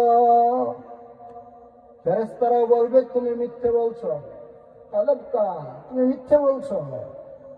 তুমি তো দুনিয়াতে কোরআনের জ্ঞান শিখেছিলে, হাদিসের জ্ঞান শিখেছিলে, যেন মানুষ তোমাকে সম্মান দেখায়, যেন মানুষ তোমাকে বড় আল্লামা বলে, বড় শাইখুল হাদিস বলে, যেন মানুষ তোমার নামের পরে নারায়ে তাকবীর দেয়। তুমি তো যা চেয়েছো তা পেয়েছো। মানুষ তো তোমাকে আল্লামা বলেছে, নারায়ে তাকবীর দিয়েছে, যা চেয়েছো সবই তো পেয়েছো। আমি রব্বুল আলামিনের কাছে তোমার আর কিছু নাই, আমার কাছে তোমার কোনো বেনিফিট নাই, পাওনা নাই। যাও, তুমি জাহান্নামে চলে যাও। আলেম যাইতে চাইবে না। ফেরেশতারা তাকে টেনে টেনে জাহান্নামের ভিতরে নিয়ে যাবে। 3 নম্বর ব্যক্তি হবে ওই ব্যক্তি, যেই ব্যক্তি দানশীল, ওয়াজে ওয়াজে টাকা দিত, মসজিদে মসজিদে টাকা দিত। কিয়ামতের ময়দানে তাকে হাজির করে আল্লাহ বলবেন, ও দানবীর, তুমি দুনিয়াতে কেন দান করেছো? দানবীর আল্লাহকে বলবে, আল্লাহ আপনার সন্তুষ্টির জন্য, আপনার খুশির জন্য আমি দান করেছি। আল্লাহ বলবে মিথ্যে বলছো, তুমি মিথ্যে বলছো। সব ফেরেশতারাও সাথে সাথে বলবে তুমি মিথ্যে বলছো। তুমি তো দুনিয়াতে দান করেছিলে, মানুষ যেন তোমাকে দানবীর বলে, মানুষ যেন তোমাকে ওয়াজের সভাপতি বানায়, মানুষ যেন তোমাকে মসজিদের সভাপতি বানায়, মানুষ যেন বড় দানবীর বলে, এই জন্য দান করেছ। যা চেয়েছো তা তো পেয়েছো। মানুষ তো তোমাকে দানবীর বলেছে, আমার কাছে আর কি চাও? আমার কাছে তোমার কোনো প্রতিদান নাই। তুমি আমার দরবার থেকে চলে যাও, তোমার যা যা পাওয়ার ছিল সব তুমি পেয়ে গিয়েছো। আমার কাছে তোমার জন্য আছে শুধুই জাহান্নাম। গো টু দ্য হেলফায়ার, জাহান্নামের ভিতরে ঢুকে পড়ো। এই দানবীরও জাহান্নামে যেতে চাইবে না। ফেরেশতারা তাকে টেনে টেনে জাহান্নামের ভিতরে নিয়ে যাবে। এই 3 জন ব্যক্তিকে দিয়েই রব্বুল আলামিন জাহান্নামটাকে উদ্বোধন করবেন। এই 3 জন ব্যক্তি সর্বপ্রথম জাহান্নামের ভিতরে ঢুকে পড়বে। আল্লাহ পাক রব্বুল আলামিন আমাকে ওই রকম আলেম হওয়া থেকে বাঁচান। আল্লাহ রব্বুল আলামিন কিয়ামতের দিন যদি আমাকে বলে, ও তুফাইল, তোর সব কিছু আমি গুনাহগুলো মাফ করে দিলাম, আমার আর আল্লাহর কাছে আর কিছু চাওয়া নাই, আল্লাহ যদি বলে মাফ করে দিছি, না আর কিচ্ছু লাগবে। আল্লাহ রাব্বুল আলামিন আমাদের সবাইকে মাফ করে দিন, পড়ি আমিন। এই জন্যই বনী ইসরাইল থেকে আয়াতে কারিমাটা তেলাওয়াত করেছিলাম। আয়াতের শুরুতে রব্বুল আলামিন বলেছেন, ওয়াকাদা রাব্বুকা আল্লা তা'বুদু ইল্লা ইয়্যাহ। ও দুনিয়ার মানুষেরা, তোমরা আমি এক আল্লাহ ছাড়া অন্য কারো ইবাদত করবে না, এক আল্লাহর প্রতি অবিচল বিশ্বাস রাখবে। ইবাদত হবে শুধুমাত্র একজনের। জুড়েই বলেন তিনি কে? যদি এমন হয় কিছু সেজদা মসজিদে দেন, কিছু আবার মাজারেও দেন, বোঝা যাবে এক আল্লাহর ইবাদত হয় নাই। মাজারে সেজদা চলবে না, শুধু চলবে মসজিদে, তবেই বোঝা যাবে আপনি একনিষ্ঠ ইবাদত করেন একজনের। জুড়ে বলেন তিনি কে? এই জন্যই আল্লাহ বললেন, ওয়াকাদা রাব্বুকা আল্লা তা'বুদু ইল্লা ইয়্যাহ। ও দুনিয়ার মানুষেরা, তুমি আমি আল্লাহ রাব্বুল আলামিন ছাড়া আর কারো ইবাদত করবে না। 2 নাম্বার, এই আয়াতের ভিতরে আল্লাহ বলে দিলেন, ওয়া বিল ওয়ালিদাইনি ইহসানা। ও দুনিয়ার মানুষেরা, তোমরা তোমাদের পিতামাতার সাথে ইহসান করো, সদাচরণ করো, সৎ ব্যবহার করো। ইহসানের 2 ব্যাখ্যা। এক ব্যাখ্যা হলো তারা যখন ইয়াং থাকে তখন আপনি তাদের কথাগুলো শুনবেন। 2 নম্বর ব্যাখ্যা হলো তারা যখন বৃদ্ধ হয়ে যায় তখন তাদের কোনো কাজকর্মে নাক ছিটকাবেন না, উফ শব্দটাও বলবেন না, ধমক দিবেন না। এই ব্যাখ্যা রব্বুল আলামিন তারপরে নিজেই করে দিলেন, ইম্মা ইয়াবলুগান্না ইনদাকাল কিবারা আহাদুহুমা আও কিলাহুমা ফালা তাকুল লাহুমা উফফিন ওয়ালা তানহারহুমা ওয়া কুল লাহুমা কাওলান কারীমা। তোমাদের পিতামাতারা যদি বার্ধক্য উপনীত হয়ে যায়, তুমি যদি একজনকে বুড়া পাও কিংবা 2 জনকেও বুড়া পাও, খবরদার তাদের কোনো কাজে উফ শব্দটাও বলবা না, ওয়ালা তানহারহুমা তাদেরকে ধমক দিবা না, ওয়া কুল লাহুমা কাওলান কারীমা। যত বিনয় জানো, যত আদব জানো, সব বিনয় আর আদব দিয়ে সবচেয়ে নম্র ভাষায় তাদের সাথে তোমরা কথা বলবে। আইনটা কোরআনুল কারিমে ঘোষণা দিয়েছে একজন, ধরে বলে তিনি কে? আল্লাহ বলেছেন বুড়া বয়সে করবা না, তাহলে কি ইয়াং বয়সে করা যাবে? ইয়াং বয়সেও করা যাবে না। কিন্তু ইয়াং বয়সের কথা বলেন নাই কেন? কারণ ইয়াং বয়সেরটা বলার দরকার নাই। পিতামাতা যখন ইয়াং, তারা যখন যুবক, তখন সন্তান যদি তাদের অবাধ্যতা করে তখন বাপ মায়ে কান ধরে ঘর থেকে বের করে দেবে, যাও তোমার বাপের হোটেলে খাওয়া ক্যান্সেল। কিন্তু তারা যখন বুড়া হয়, তাদের যখন শক্তি সামর্থ্য থাকে না, ওই সময় তাদের তো আর এই ক্ষমতা থাকে না। এই জন্য রব্বুল আলামিন ওই সময়ের কথায় বিশেষ করে বললেন, উফফি ওয়ালা তানহারহুমা। তারা যখন বুড়া হয়ে যায় তাদের কোনো কাজেই তোমরা নাক ছিটকাবা না। এমনকি মানুষ বুড়া হইলে একটু পাগল পাগল হয়, একটু বেশি কথা বলে, কিন্তু তাদের কথাগুলোতে রাগ করা যাবে না, উফ বলা যাবে না। এই ঘোষণাটাই আয়াতে রব্বুল আলামিন দুনিয়াবাসীর জন্য জানিয়ে দিয়েছে। পিতামাতার খেদমতের বিষয়ে দালাইল লামি শরীফের হাদিসে এসেছে, একটু মনোযোগ দিয়ে শুনবেন। ও টাঙ্গাবের ভাইয়েরা আমার, টাঙ্গাবের মা বোনেরা আমার, পর্দার আড়ালে আপনারা ওয়াজগুলো শুনছেন। এই হাদিসে এসেছে আল্লাহর রাসূল বলেন, আন-নাযরু সালাসাতু ইবাদাহ। 3 জিনিসের দিকে তাকালেই সওয়াব। 1 নাম্বার হলো আন-নাযরু ইলাল কাবা। কোন মানুষ যদি কাবা শরীফের দিকে তাকিয়ে থাকে, যতক্ষণ তাকিয়ে থাকবে রব্বুল আলামিন তার আমলনামায় সওয়াব দিতে থাকবে। 2 নাম্বার হলো আন-নাযরু ইলাল মুসহাফ। মুসহাফ মানে কোরআন। কোন মানুষ যদি কোরআনুল কারীমের দিকে তাকিয়ে থাকে, রব্বুল আলামিন তার আমলনামায় সওয়াব দিতেই থাকে। কোরআন পড়া লাগবে না, পড়া লাগবে না, ছোঁয়া লাগবে না, শুধু কোরআনের দিকে নেক নজর দিয়ে তাকিয়ে থাকলে আমলনামায় সওয়াব দান করে দেয় একজন, তিনি কে? 3 নাম্বার, আন-নাযরু ইলাল ওয়ালিদাইন। কোন মানুষ যদি তার পিতামাতার দিকে নেক নজর নিয়ে তাকায়, রব্বুল আলামিন তার আমলনামায় সওয়াব দিতেই থাকে। কিছু কিছু কিতাবে এসেছে, সন্তান যদি পিতামাতার চেহারার দিকে নেক নজর নিয়ে তাকায়, রব্বুল আলামিন তার আমলনামায় হজের সওয়াব দান করে দেয়।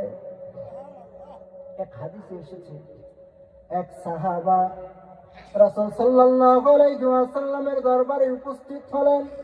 বললেন, ইয়া রাসূলুল্লাহ, আমি আপনার সাথে জিহাদে যেতে চাই। রাসূল সাল্লাল্লাহু আলাইহি ওয়াসাল্লাম সাহাবাকে বললেন, তোমার বাড়িতে কি বৃদ্ধ পিতামাতা আছে নাকি? সাহাবা বলে, ইয়েস, আমার বাড়িতে বৃদ্ধ পিতামাতা আছে। রাসূল বললেন, আমার সাথে জিহাদে যাওয়ার দরকার নাই, তুমি তোমার পিতামাতার খেদমত করো, রব্বুল আলামিন এতেই তোমাকে জিহাদের সওয়াব দান করে দেবে। সুবহানাল্লাহ কইবেন না? আরেকটু জোরে কর না, সুবহানাল্লাহ।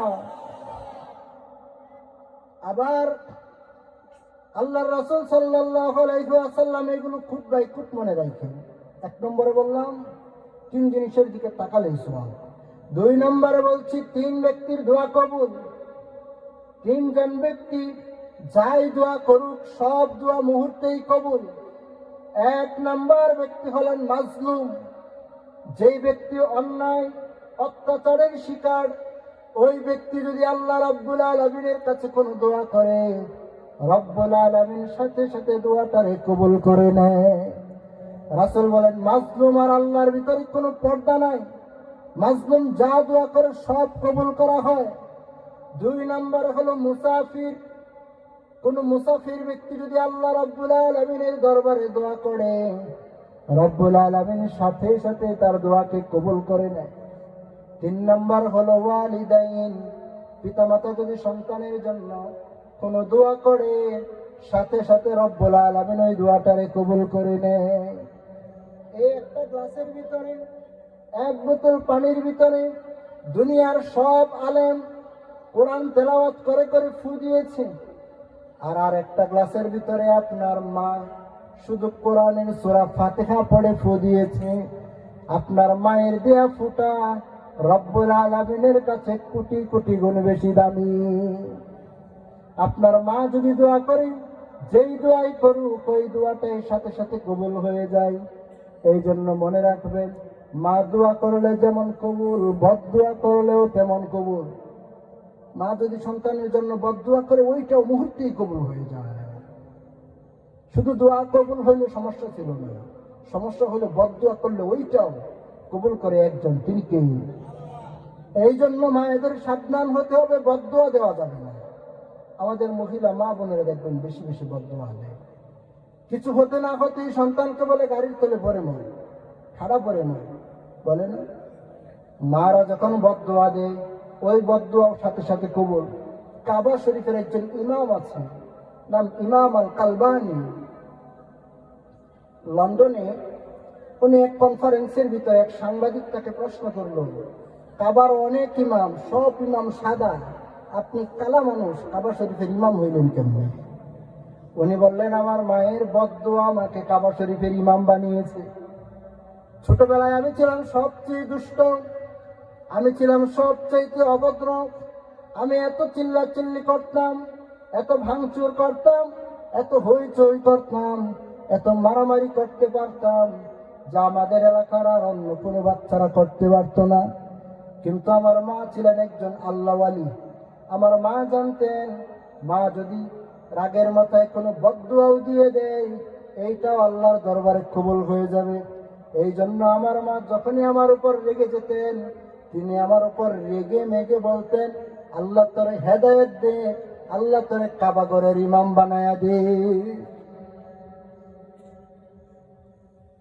যতবার দুষ্টামি করতাম ততবার মা আমাকে রাগে মেগে বলতেন, আল্লাহ তোরে হেদায়েত দিক, আল্লাহ তোরে সহি বুঝ দান করুক, আল্লাহ তোরে কাবা ঘরের ইমাম বানায়া দিক। আর সেই ইমাম কালবানিটায় কাবা ঘরের ইমাম হয়ে গিয়েছে। এই জন্য আপনাদের সন্তানের জন্য তারা যখন দুষ্টামি করে তাদের জন্য একটা ভালো দোয়া সেট করবে। যখনই দুষ্টামি করে ওই দোয়াটা করবে, রেগে মেগে ভালো দোয়া করবেন, আল্লাহ তৌফিক দিন, পড়ি আমিন। আবার হাদিসে এসেছে 3 ব্যক্তি ধ্বংস। কয় ব্যক্তি? সবাই কয় না, আবার কোন কয় ব্যক্তি? 3 ব্যক্তি ধ্বংস। 1 নম্বর ব্যক্তি হলো যেই ব্যক্তি রাসূল সাল্লাল্লাহু আলাইহি ওয়াসাল্লামের নাম শুনলো কিন্তু তার উপর দুরূদ পড়ল না। ফালাম ইউসাল্লি আলাইয়া, রাসূল বলেন যে ব্যক্তি আমার নাম শুনলো কিন্তু ফালাম ইউসাল্লি আলাইয়া, আমার উপর দরুদ পাঠ করলে না, ওই ব্যক্তি ধ্বংস হয়ে যাক। 2 নম্বর দাখালা আলাইহি রমাদান, যে ব্যক্তি রমজান মাস পেল কিন্তু নিজের গুনাহ রাশিগুলোকে মাফ করাতে পারলো না, নিজেকে মাসুম বানাতে পারলো না, রব্বুল আলামিন ওই ব্যক্তিটারে ধ্বংস করে দেখ। দোয়া করেছেন মুহাম্মদুর রাসূলুল্লাহ সাল্লাল্লাহু আলাইহি ওয়াসাল্লাম। 3 নম্বরে যেই ব্যক্তিটা তার পিতামাতাকে বার্ধক্য অবস্থায় পেল কিন্তু তাদের সেবা যত্ন করে জান্নাত অর্জন করতে পারলো না, রাসূলুল্লাহ বলেন ওই ব্যক্তিটাও ধ্বংস হয়ে যায়। এই হাদিসটা বলেছেন রাসূল যখন মসজিদের ভিতরে 3টা মিম্বরের তাক থাকে, মিম্বরের তাকগুলোর উপর উঠছিলেন। প্রথম তাকের উপর পা রাখলেন, পড়লেন আমিন। দ্বিতীয় তাকে পা রাখলেন, পড়লেন আমিন। তৃতীয় তাকে পা রাখলেন, পড়লেন আমিন। সাহাবারা বলে, আমরা তো কিছু বুঝলাম না নবী, কেন আমিন বললেন, কি হয়েছে? নবীজি বললেন, ও সাহাবারা শোনো, আমি যখন প্রথম তাকে পা রাখি তখন জিব্রাইল আমার কানে কানে বলেছে যে এই ব্যক্তি আপনার নাম শুনলো কিন্তু দুরূদ পড়লো না, ও ধ্বংস হয়ে যাক। দ্বিতীয় তাকে যখন পা রাখি জিব্রাইল আমার কানে কানে বলে দিয়েছে যে এই ব্যক্তি রমজান মাস পেল, গুনাহ ক্ষমা করাতে পারলো না, ও ধ্বংস হয়ে যাক। তৃতীয় তাকে যখন পা রাখি জিব্রাইল আমার কানে কানে শোনালো যে এই ব্যক্তি তার পিতামাতাকে বার্ধক্য অবস্থায় পেল কিন্তু নিজের গুনাহগুলোকে মাফ করাতে পারলো না, ওই ব্যক্তিটাও ধ্বংস হয়ে যাক। আমি নবী 3 বারেই আমিন বলে দিয়েছি। এই জন্য পিতামাতাকে বৃদ্ধ অবস্থায় যারা পেল যদি সেবা যত্ন করে জান্নাত অর্জন করতে না পারে তাদের ধ্বংস অনিবার্য। কারণ রাসূলুল্লাহ দোয়া করেছেন, রাসূল যা দোয়া করেন সব কিছুকে কবুল করে নেয় একজন, তিনি কে? আমার রাসূল সাল্লাল্লাহু আলাইহি ওয়াসাল্লাম নিজের মায়ের সাথে কেমন ছিলেন? রাসূল একবার এক মজলিসের ভিতরে বসা, এক মহিলা রাসূলের দিকে এগিয়ে আসলো। মুহাম্মদুর রাসূলুল্লাহ সাল্লাল্লাহু আলাইহি ওয়াসাল্লাম উঠে দাঁড়ালেন, নিজের গায়ের চাদরটা খুলে জমিনে বিছিয়ে দিলেন। মহিলাকে বললেন, মা এই চাদরের উপরে বসেন। মহিলার শরীরের স্বাস্থ্যের খোঁজ খবর রাসূল নিলেন। মহিলা চলে গেল। সাহাবারা বলল, ইয়া রাসূলুল্লাহ, আপনার মা তো সেই ছোটবেলা মারা গেছে, আপনার মা তো সেই ছোটবেলা মারা গেছে। এই মহিলা কোন মহিলা, যে মহিলাকে আপনি আপনার নিজের চাদর মুবারকের উপর বসালেন আবার মাও ডাকলেন? রাসূলুল্লাহ সাল্লাল্লাহু আলাইহি ওয়াসাল্লাম বলেন, ও সাহাবারা, এই মহিলাটা হলো হযরতে হালিমা। যে হালিমার দুধ খেয়ে আজকে মুহাম্মদ আমি তাগড়া যুবক, যে হালিমার দুধ খেয়ে আজকের হৃষ্টপৃষ্ট আমি মুহাম্মদ, সেই দুধ মায়ের জন্য আমার রাসূল নিজের চাদরটা বিছিয়ে দিলেন। আর দুনিয়ার মানুষদেরকে জানালেন, ও দুনিয়ার মানুষেরা, ও উম্মতে মুহাম্মদীরা, তোমরা যদি তোমাদের গায়ের চামড়াগুলো কেটে কেটে তোমার মায়ের জন্য পায়ের জুতাও বানিয়ে দাও, তবুও তোমার মায়ের ঋণ শোধ হবে না। লাউ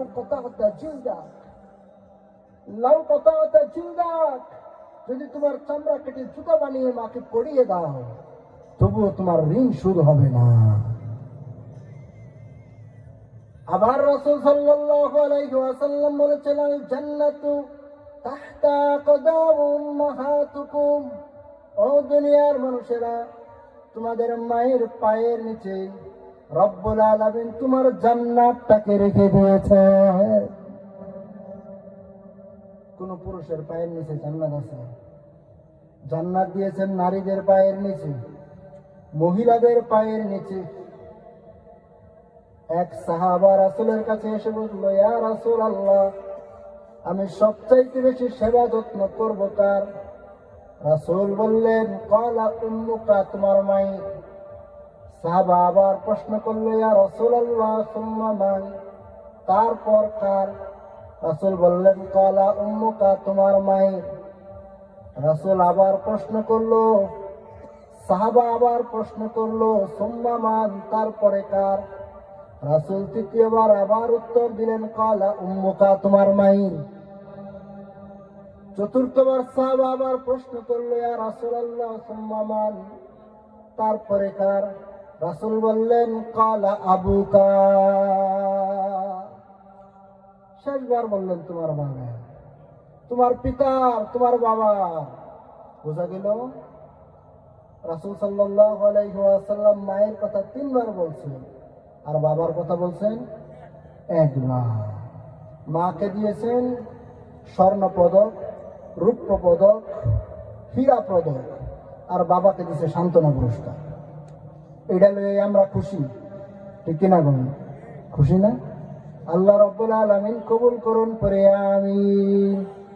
এই জন্যই রাসূল বলেছেন, ও দুনিয়ার মানুষেরা, আল জান্নাতু তাহতা আকদাম উম্মাহাতুকুম, তোমাদের মায়ের পায়ের নিচে তোমাদের জন্য জান্নাত। ওগো মা, তুমি এই ধরনের শ্রেষ্ঠ নিয়ামত, তোমারই পদতলে রয়েছে জান্নাত। ওগো মা, তুমি এই ধরনের শ্রেষ্ঠ নিয়ামত, তোমারই পদতলে রয়েছে জান্নাত। এই পৃথিবী থাকতো গো ফুল পাখিহীন, এই পৃথিবী থাকতো গো মায়া মোহহীন, যদি না পেত মায়ের মায়ারি হাত, যদি না পেত মায়ের মায়ারি হাত। ওগো মা, তুমি এই ধরনের শ্রেষ্ঠ নিয়ামত, তোমারই পদতলে রয়েছে জান্নাত। এই জন্য সবচাইতে বেশি ভালোবাসতে হবে মাকে। ঘোষণা একজন, আর জোরে বলি, তিনি কে? মাকে ভালোবেসে এই পৃথিবীতে হয়েছে যারা আজ ধন্য, পৃথিবীর সব সুখ আল্লাহর সন্তোষ শুধু তারই জন্য, পৃথিবীর সব সুখ আল্লাহর সন্তোষ শুধু তারই জন্য। মাকে ভালোবেসে এই পৃথিবীতে হয়েছে যারা আজ ধন্য, পৃথিবীর সব সুখ আল্লাহর সন্তোষ শুধু তারই জন্য। বাইজিদ বুস্তামি খোদার ছিল কত প্রিয়, সে যে মার ভালোবাসা দোয়ার কারণে জেনে নিও। মার ভালোবাসা পেলে খোদার রহম মেলে, মার ভালোবাসা পেলে খোদার রহম মেলে। হবে তুমি জগৎ অনন্য, পৃথিবীর সব সুখ আল্লাহর সন্তোষ শুধু তারই জন্য। ঠিক কিনা কোন? এই যে ওয়াজ, এত মায়ের ওয়াজ, তারপরে অনেক সন্তান আছে এদের কান দিয়ে ঢুকে না। অনেক সন্তান আছে এদের কর্ণকহরে এগুলো প্রবেশ করে না। এরা মায়ের সাথে দুর্ব্যবহার করে, রাফ ব্যবহার করে। এমনও ঘটনা আছে মাকে লাঠি নিয়ে দৌড়ায়, বাবাকে ঘর থেকে বের করে দেয়। আপনাদের এলাকায় নাই তো? এমন আছে, আছে।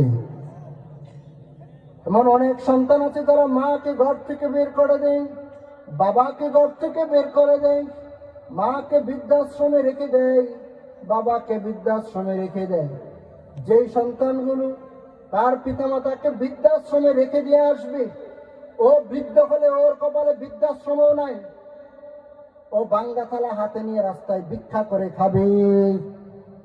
যেই সন্তান তার পিতামাতার সাথে আঙুল তুলে কথা বলবে, তার সন্তান তার সাথে পায়ের জুতা খুলে কথা বলবে।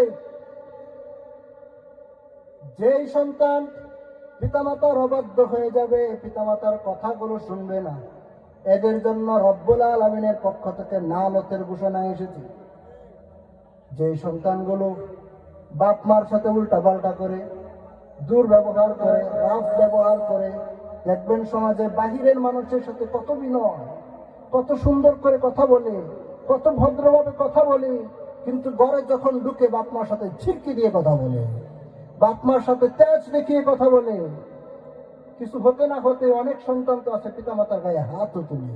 এদের গালে জুতার বাড়ি। কিসের বাড়ি? কথা কই না। কিসের বাড়ি? দুই গালে জুতার বাড়ি। কয় গালে? দুই গালে জুতার বাড়ি। যেই সন্তানগুলো পিতামাতাকে আঙুল তুলে কথা বলবে, ওদের সন্তান ওদের সাথে পায়ের জুতা খুলে কথা বলবে। এটাই দুনিয়ার হিসাব। যেমন কর্ম তেমন ফল। তোমার পিতামাতার সাথে যা করেছ তুমিও তাই পাইবা, তার চেয়ে ভালো কিছু নয়। মুরব্বী কইছে উচিত কথা, ওইটা আমার কর দরকার আছে। আমি যে কেন এটা কই পারলাম না, আমি তো এখন টেনশনে পড়ে গেছি। এই যে পাইতে আছে, ও ডাবল পাবে ডাবল, ট্রিপল পাবে ট্রিপল। যা করবেন আপনার পিতামাতার সাথে, আপনার সন্তান ওইটা করার জন্য বসে আছে। বড় হইতে দেন না, দেখাই দিন। রং দেখছেন, রঙের ডিব্বা দেখেন না। পিতামাতার সাথে যা করবেন তাই আপনার পাওনা থেকে যাবে। লিখে রেখে দিবে একজন, তিনি কে? একজন মা। যেই কথাটা বলছিলাম, মায়ের কি অবদান হাদিসে এসেছে।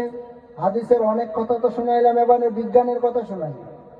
আজকের আধুনিক বিজ্ঞান বলছে, একজন মা যখন একটা সন্তানকে নর্মাল প্রসেসে ডেলিভারি করে, তার যেই যন্ত্রণা হয়, যেই ব্যথা হয়, ওই ব্যথার পরিমাণ হলো 57 ইউনিট। ব্যথা পরিমাপের একটা একক আছে, ওটাকে বলে ইউনিট। মায়ের ওই যন্ত্রণাটা 57 ইউনিট ছাড়িয়ে যায়। 57 ইউনিট মানে হলো, কোনো একটা দুর্ঘটনায় যদি আপনার শরীরে কোনো একটা অ্যাক্সিডেন্টের বা দুর্ঘটনায় যদি আপনার শরীরের 206টা হাড়ের ভিতরে টাস টাস করে একসাথে 20টা হাড় ভেঙে যায়, যেই পরিমাণ যন্ত্রণা তার চেয়েও বেশি যন্ত্রণা। ওই যন্ত্রণা মা ভোগ করে। কিন্তু অনেক কোলাঙ্গার সন্তান আছে, যেই সন্তানগুলো এগুলার মর্ম বুঝে না। এই জন্য আমি বলি সব সন্তান সন্তান না। কিছু সন্তান আছে শয়তান, কিছু সন্তান কি বইয়ের ভাষায় সুন্দর করে বলে কুসন্তান। আমি বলি দূর কুসন্তান, এরা হইল শয়তান। সব সন্তান সন্তান না। কিছু সন্তান আছে এত শয়তান, সব মানুষের সাথে নম্র ভদ্রভাবে কথা বলে, কিন্তু পিতামাতার সাথে যখনই কথা বলে এদের মুখটা বাংলার পাঁচের মতো হয়ে যায়। এদের মুখ দিয়ে শুধু ঝিরকি মেরে কথা বলে, কোনো ভালো কথা এদের মুখ দিয়ে বের হয় না। এরা মা আর বউ যদি একসাথে দাঁড় করানো হয়, এরা মুহূর্তে পল্টি মেরে বইয়ের পক্ষে চলে যায়। আছে না? এক সমাজে নাকি এমন ঘটনা ঘটেছে, ছেলে একটা সবসময় বউয়ের পক্ষে, মায়ের বিরুদ্ধে। মা যাই করে তাতেই সে দোষ ধরে। একদিন তরকারি একটা রান্না করে দিছে, মা নিয়ে তরকারিটা দিয়ে সন্তানকে ভাত দিয়েছে বেড়ে খাওয়ার জন্য। ছেলে টেস্ট করে দেখে তরকারিটা কেমন কেমন লাগে, নুনে হয় নাই। ছেলে মাকে প্রশ্ন করলো, আম্মা তরকারি কে রাঁধছে? মা তো পুরান অফিসার, জানে কারে কি করে ঠান্ডা করা লাগে। মা কয় তোর বউয়ের আনছে। সন্তানে জিগায়, তাহলে কাটছে কেডা? মা কয় আমি তো কাটছি। সন্তান বলে, কাডুন নেই তো দুষ করে লাইছে রান্ধুনারে, আর কি করে আম। অনেক সন্তান এরকম আছে, যাই হয়ে যাক বউয়ের দোষ নাই, দোষ খালি মায়ের দিকে ঠেলে। এমন সন্তান আপনাদের এলাকায় নাই? আছে। এই জন্যই বলেছিলাম এরা হলো শয়তান, এদের গালে জুতার বাড়ি। কিসের বাড়ি? ডরান আপনারা? দুই গালে জুতার বাড়ি, জুড়ে কোন ঠিক কিনা? এই জন্য রাসূল সাল্লাল্লাহু আলাইহি ওয়াসাল্লাম যে কথাগুলো বলেছেন ওইগুলো আমরা মানবো, আল্লাহ তৌফিক দিন, আমিন। আবার আরেকটা বিষয়, সব দায়িত্ব শুধু সন্তানের, পিতামাতার কোনো দায়িত্ব না, এইরকমও নয়। ইসলাম শুধু সন্তানের উপর সব দায়িত্ব চাপিয়ে দেয় নাই, পিতামাতারও কিছু দায়িত্ব আছে। ওই দায়িত্বগুলো পালন করতে হবে। হযরত ওমর রাদিয়াল্লাহু আনহুর জামানায় এক বৃদ্ধ এসে ওমর ফারুকের কাছে বিচার দিল, ইয়া আমিরুল মুমিনিন, আমার সন্তান কথা শুনে না, বদের হাড্ডি, বেয়াদব। ওমর ফারুক সন্তানকে ডেকে পাঠালেন, বললেন, বাবা তোমার পিতা আমার কাছে বিচার দিয়েছে, তুমি তোমার পিতার সাথে বেয়াদবি কেন করো, কেন সদাচরণ করো না? সন্তান উমর ফারুককে জিজ্ঞাসা করলো, আমিরুল মুমিনিন, আমার একটা প্রশ্ন আছে, ইসলাম কি সব দায়িত্ব শুধু সন্তানের কাঁধেই দিয়ে দিয়েছে, পিতা মাতার কি কোনো দায়িত্ব নাই? উমর ফারুক বললেন, অবশ্যই আছে। সন্তান বলে, কি আছে? উমর ফারুক বলেন, তাদের প্রধানত 3 দায়িত্ব। 1 নাম্বার, সন্তানের জন্য ভালো একটা মায়ের ব্যবস্থা করবে, নেককার পরহেজগার। 2 নাম্বার, সন্তানের সুন্দর একটা নাম রাখবে। 3 নাম্বার, সন্তানকে কোরআন হাদিস শিখাবে। সন্তান বলে, আমিরুল মুমিনিন, আমার বাবা 3টার একটাও করে নাই। আমার বাবা বিয়ে করেছে এক নর্তকী মহিলাকে, আমার মা হলো একজন অগ্নি পূজারক, আমার মা দিন দুনিয়ার কিচ্ছু বুঝে না, আমার মা ঘরটার অশান্তি বানিয়ে রেখে দিয়েছে। 2 নম্বরে, আমার পিতা আমার কোনো ভালো নাম রাখে নাই, আমার নাম রেখেছে চামচিকা। 3 নম্বরে, আমার পিতামাতা আমাকে দ্বীন ইসলামের কিছুই শিক্ষা দেয় নাই। উমর ফারুক এই কথাগুলো শুনে সাথে সাথে বাবার গাড়ের ভিতরে ধরলেন, ধরে বললেন, তুই তোর সন্তানের নামে বিচার দিতে আসিস, আর তুই তোর নিজের দায়িত্বের বেলা বেখবর হয়ে থাকিস। আগে নিজেরটা করো, তোমার সন্তান এমনি ভালো হবে। নেককার পরহেজগার মাইয়া দিকে বিয়ে করো, এগুলাই তো নয় বিয়ে করে নায়িকা। নায়িকা বিয়ে করবা আর নাটক করলেই দোষ। নাটক তো করবেই, দিনদার পরহেজগার দিকে বিয়ে করতে হবে। সন্তানের জন্য সুন্দর চমৎকার একটা নাম রাখতে হবে, আর সন্তানকে কোরআনের শিক্ষায় শিক্ষিত করতে হবে। প্রত্যেকটা সন্তান হয়ে যাবে বাইজিদ বুস্তামির মতো, হয়ে যাবে আব্দুল কাদের জিলানির মতো, ঠিক কিনা? আল্লাহ এরকম সন্তান বানানোর তৌফিক দিন করি। আমি প্রধান লোক আসছি, বলেন আসতে থাকো, না আসতে তো আর সারা যাবে। সব কিছু বুঝলেন, ক্লাস এ থেকে জেড, প্রথম থেকে ফার্স্ট টু লাস্ট সব বুঝলেন। সন্তান ভুল করেই ফেলেছে, আপনিই ভুল করে ফেলেছেন। এখন কি হবে? শরীরের মাংস কেটে কি আর খাওয়া যাবে নাকি? উপায় কি আছে? দরওয়াজা কি আছে? কোন দরওয়াজা দিয়ে বের হওয়া যাবে? রব্বুল আলামিন একটা দরওয়াজা রেখে দিলেন, উম্মত যদি ভুল করে থাকো, গুনাহ করে থাকো, অন্যায় করে থাকো, তোমার জন্য একটা দরওয়াজা ওপেন করে দিলাম, সেই দরওয়াজাটার নাম হলো তওবা। বান্দা তুমি তওবা করে আমি আল্লাহর কাছে ফিরে আসো, যত গুনাহ হবে তোমার সব গুনাহগুলোকে মুহূর্তের ভিতরে আমি রব্বুল আলামিন মাফ করে দেব। আমাদের চুল এলোমেলো হয়, তাই কি চুল আশ্রানো বাদ দিয়ে দিই? আমাদের দাঁত প্রতিদিন ময়লা হয়, তাই কি দাঁত ব্রাশ করা বাদ দিয়ে দিই? না, বরং দাঁতের জন্য একটা ব্রাশ নেই। আমাদের কাপড়গুলো সব সময় ময়লা হয়, তাই কি কাপড় ধোয়া বাদ দিয়ে দিই? না, বরং কাপড়ের জন্য সাবান, ওয়াশিং মেশিন, কত কিছু রেডি। কিন্তু আমাদের অন্তরটাও যে ময়লা হয়, কলবটাও যে ময়লা হয়, এটাকে কি কখনো পরিষ্কার করি নাকি? কেমন করে পরিষ্কার করা লাগে এইটাও তো জানি না। তিরমিজির হাদিসে এসেছে, 2228 নম্বর হাদিসে রাসূল বলেছেন, ইন্নাল আবদা ইযা আখতাআ খাতিআতান নুকিতাত ফি কলবিহি, মুমিন বান্দা যখন একটা গুনাহ করে তার অন্তরের ভিতরে একটা দাগ পড়ে, আবার গুনাহ করে আবার দাগ পড়ে, আবার গুনাহ করে আবার দাগ পড়ে, গুনাহ করতেই থাকে, দাগ পড়তেই থাকে। গোটা অন্তর যখন কলুষিত হয়ে যায়, কালো হয়ে যায়, তখন বান্দার কাছে ভালো কাজ ভালো লাগে না, পিতামাতারে সম্মান করা ভালো লাগে না, নামাজে শান্তি পাওয়া যায় না, ভালো কাজে আনন্দ পাওয়া যায় না। ওই অন্তরটাকে সাফ করবেন, পরিষ্কার করবেন কি দিয়ে? ওইটার নাম হলো তওবা। তওবা দিয়ে করবেন। হুজুর চলে আসছেন, কথা সংক্ষিপ্ত করে শেষ করে দিন। আপনি তওবা করবেন, সবই বুঝছেন, হুজুর কথা তো বুঝলাম, তওবা তো করি, কিন্তু সমস্যা হলো তওবা বেশি দিন টিকে না। একবার তওবা করি, এক সপ্তাহ ভালো চলি, তারপর আবার আগের মতো হয়ে যায়, আবার বেনামাজি হয়ে যায়, আবার বেরোজগার হয়ে যায়। তওবা যে বেশি দিন টিকে না, এটা আসলে একটা সমস্যা না?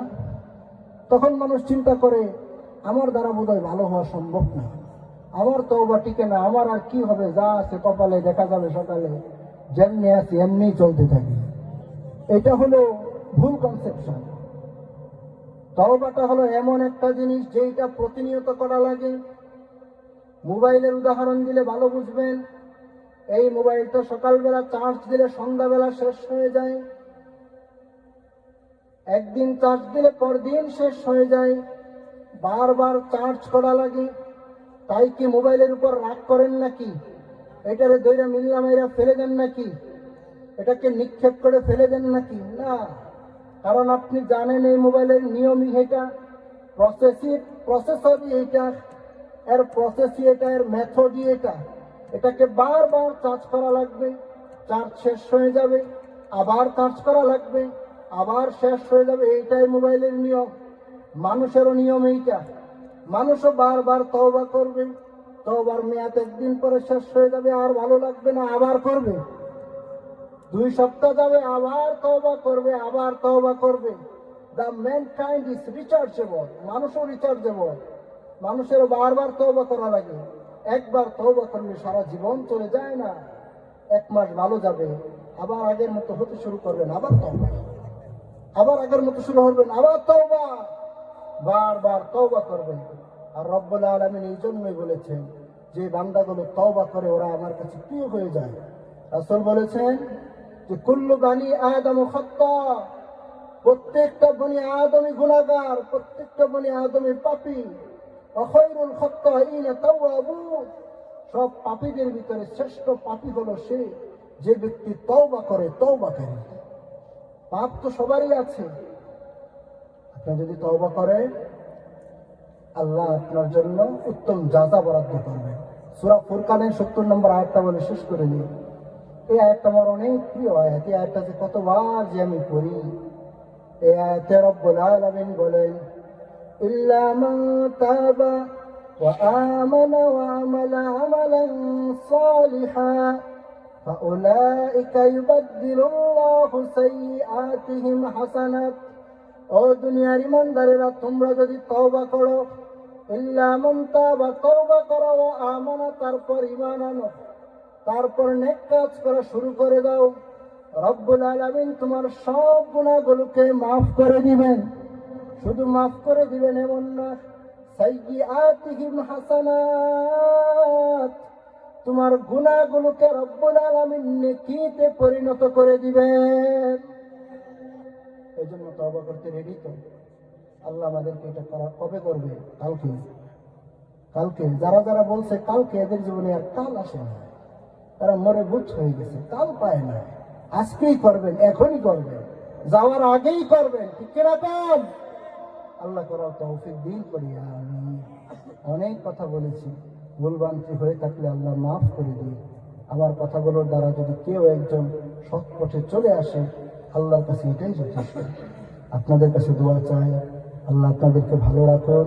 আমাদের প্রধান বক্তা চলে এসেছেন, আল্লাহ অনেক দূর থেকে এসেছেন। আল্লাহ রাব্বুল আলামিন হযরতকে নেক হায়াত দান করুন পড়ি আমিন। প্রিয় ভাই আসাদুল্লাহ সাহেব, আল্লাহ ওনাকেও কবুল করুন পড়ি আমিন। আমার পিতা মাতার জন্য দোয়া চাই, উস্তাদদের জন্য দোয়া চাই, আল্লাহ যেন সারা জীবন ইসলামের মতো অটল রাখেন। দোয়া চাই। আজকের মতো এখানেই শেষ করছি। ওয়া আখিরু দাওয়ানা আলহামদুলিল্লাহি রাব্বিল আলামিন। আসসালামু আলাইকুম ওয়া রাহমাতুল্লাহি ওয়া বারাকাতুহু।